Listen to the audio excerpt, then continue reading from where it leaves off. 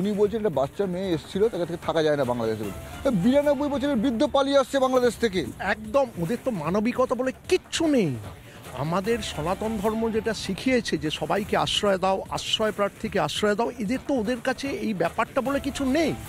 ওরা ভারতের বিরোধী এবং ওদের নিজেদের দেশে আরাকান আর্মি দখল করে নিচ্ছে সেই বিষয়ে ওদের কোনো রেসপন্সিবিলিটি নেই। ওরা ভারতের সঙ্গে চক্রান্ত করে ভারতকে কি করে উত্তক্ত করতে হয়, সেভেন সিস্টার্সকে কি করে উত্তক্ত করতে হয়, এইটাই ওদের ধারণা। এটা ভাবছে কেন, এটা এরকম ভাবছে কেন, এরকম ভাবছে কেন বাংলাদেশ, এরকম ভাবছে কেন? বাংলাদেশ তো মানে আয়তনও তো খুব ছোট।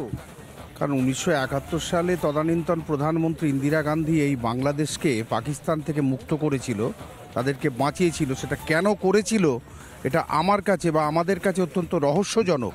কারণ বাংলাদেশিদের মধ্যে শতকরা 90% যেটা বললেন সত্যিই অশিক্ষিত। আর সেখানে যারা বলছে যে ভারতকে আমরা দখল করব, তাদের বিরুদ্ধে বলি আপনারা মূর্খের স্বর্গে বাস করছেন। কারণ ভারতবর্ষ সনাতন হিন্দুদের ধর্ম, হিন্দু ধর্মকে আজ প্রচুর আক্রমণ এসছে, কেউ কিচ্ছু করতে পারেনি, আমাদেরও পারবে না। কিন্তু আমাদের ওপর বাঙালি হিন্দুর ওপর যে আক্রমণ হচ্ছে বাংলাদেশে এবং পশ্চিমবঙ্গেও তা বিস্তৃতি লাভ করেছে, তার জন্য বাংলাদেশে যে হিন্দুদের উপর আক্রমণ হচ্ছে, তো ওরা দেশের লোক, ওদের দেশ, ওখানে হিন্দু, ওদের রূপকে আছে, মুসলমান আছে, হিন্দুও আছে, হিন্দুদের উপর আক্রমণ হচ্ছে কেন? দেখুন, এখানে মুসলিম বাড়বে, সেখানে অন্য ধর্মের ওপর আক্রমণ হবে। এটা আফগানিস্তানেও দেখেছি, এটা আপনার অন্যান্য সমস্ত জায়গায়, পাকিস্তানে দেখেছি, শ্রীলঙ্কাতেও তাই দেখেছি, এখন বাংলাদেশে দেখছি। এবং বাংলাদেশে বরাবর দেখে আসছি, যেখানে 23% ছিল সেখান থেকে 8-এ নেমে গেছে। আর আগামী দিন কোথায় নামবে জানি না, তবে যেটা চলছে সেটা আর বেশি দিন চলবে না। ওরা বারবার করে মানে লেজে পা দিচ্ছে ভারতের, ওরা বারবার করে ফোঁস করার চেষ্টা করছে যে যাতে করে ভারতবর্ষ ওদের উপর আক্রমণ করে, এটা দেখানোর চেষ্টা করছে, ভারতবর্ষকে নক্কারজনক অবস্থায় নিয়ে যাওয়ার চেষ্টা করছে। সেটা পারবে না। ওপাশ থেকে কিন্তু আরাকান সেনা ঢুকে পড়ছে, সেটার দিকে ওদের ক্ষমতা নেই। আর ওখানে তো সরকার চলছে না, ওরা একটা ফেয়ার ইলেকশন করে দেখাক না। ফেয়ার ইলেকশন, যে কথাটা বলা হচ্ছে ফেয়ার ইলেকশন, বাংলাদেশে কালকে ওদের বিজয় দিবস পালন করা, মুক্তি দিবস পালন করছে, সেখানে তারা বলছে এই মুক্তি দিবস আমাদের মুক্তি দিবস নেই, আমাদের মুক্তি দিবস জুলাইয়ের, যেটা কদিন আগে হলো। ওদের যে উপদেষ্টা আছেন একজন, তিনি তো মুখে বড় বড় কথা বলে যাচ্ছেন, ভারতবর্ষকে দেখে নেবো, ভারতবর্ষকে করে নেবো, একজন উপদেষ্টা, মানে মন্ত্রী র্যাঙ্কের কথা। আজকে যে উনি সরকার বাংলাদেশে চলছে, ওনার খুব ভালো করে জেনে রাখা উচিত 1971 সালে বঙ্গবন্ধু শেখ মুজিবুর রহমানের নেতৃত্বে যে ভারতকে সঙ্গে নিয়ে পাকিস্তানের বিরুদ্ধে লড়াই করে যে সরকার তৈরি হয়েছিল, দেশকে ছিনিয়ে এনেছিল, আজকে তারা সেই বিষয়কে ভুলণ্ঠিত করছে এবং সরাসরি ভারতকে বিভিন্ন বিষয়ের ওপর তারা আক্রমণ শানিয়ে যাচ্ছে।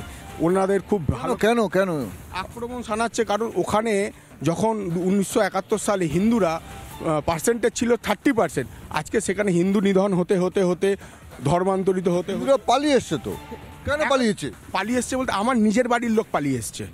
পালিয়ে যাবেন 1971 সালে যখন আমার মামা বাড়ি এবং আমার দিদা, আমার মামার 5 বছর বয়স, ছোটোবেলা তাকে স্টিমারে করে নিয়ে 30টা টাঙ্কের ওপর নিজেদের টাং রেখে, এবার শুধু পালিয়ে আসা নয়, এমনকি ওখানকার যে তাদের মহিলাদের অলংকার, সেই অলংকারকে পর্যন্ত তারা ছিনিয়ে নিয়ে তাদের নিজেদের গচ্ছিত সম্পদ হিসাবে রাখতে চাইছে। এবং সেই অলংকার নেওয়ার পর সেই মহিলারও নিস্তার দিচ্ছে না, সেখানে তাকে ধর্ষণ করে রেপ করে নদীর জলে ফেলে দেওয়া হয়েছে।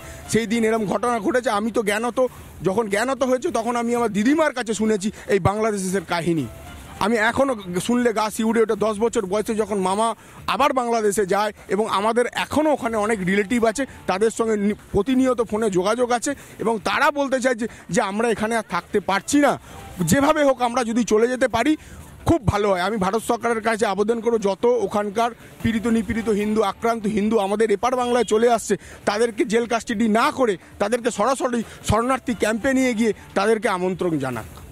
এখানে লোক বেড়ে যাবে, একের পর এক হিন্দু ওখান থেকে চলে আসছে, হিন্দুরা পালিয়ে আসতে বাধ্য হচ্ছে, ওখানে হিন্দুরা কিছু করতে পারবে না।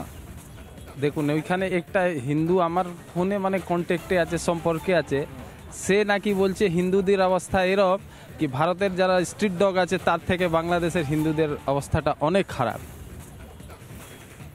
ভয়ঙ্কর কথা বলছেন আপনি। হ্যাঁ, আমার সঙ্গে ফোনে ওনার যোগাযোগ আছে, সব ডেলি কথা হয় আমার ওনার সঙ্গে।